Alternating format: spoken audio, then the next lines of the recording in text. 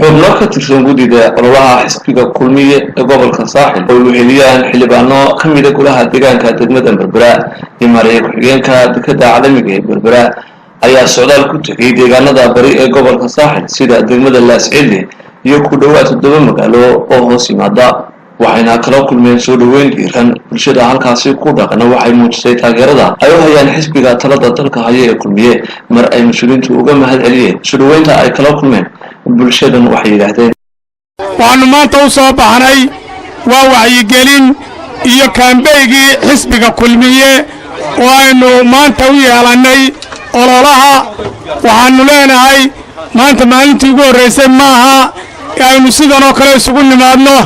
waxa weeyaan madaxweyneynu ku dooranay xisbiga kulmiye waxaynu ku dooranay haddii bal xildhibaanaynu ku dooranay intaba waxaynu nahay reer Laascille haddaynu nahay ama degmada Laascille haddaynu nahay kulmiye ayaynu nahay maantana soo kulmiye ma nihin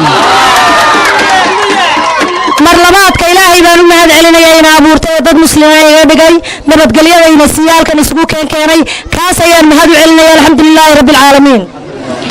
mar saddexaad kale waxaan u mahad celinayaa dadkan faraha badan ee sharafta leh ee ilaahay naga uumay ee isugu soo kaaya baxay ee na sharfay ma haddaana idinkaan idin celinayaa waa mahadsantii Allahu akbar Allahu akbar Allahu akbar Somaliland waxay soo martay waqtiyo badan maanta waxaynu ka hadlaynaa inaynu isdooranno one man one vote baynu ka hadlaynaa kala mahadnaqayaa bulshada reer Xagleed oo ilaa saaka halkan noo taagnaaynu sugaysay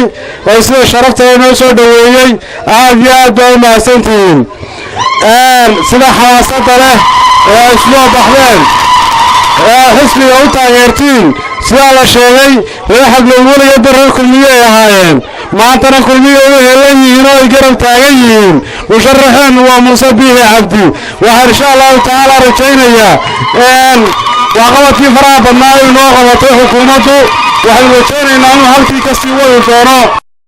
waxyaabaha soo jiitay waftigu intii ay socdaalka ku jireen waxaa ka mid ahaa suugaanta iyo ciyaar dhaqameedka dalkan Jamhuuriyadda Soomaaliland oo caanka ku yahay oo halkaasi ay uga soo jeediyeen bulshada ama dadweynaha ku dhaqan deegaanadaasi ay soo booqdeen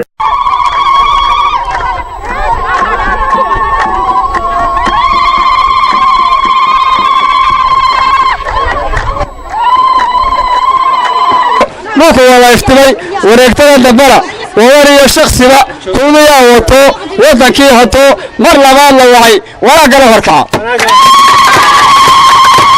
الله واحد ويني له ودور الرحمن ما يحويه نور السليو أحمد نبو وكيل اسمه واجبكي كمان عليه واديه الدكسية وها حافظات ودل على مرة وصاروه إلى واحترموا شيء وده كذا وقضي وصلوا للي أنا واقعلو أنا ورورين ووكي شيء غني أنت ولي ترتني وكمو سقط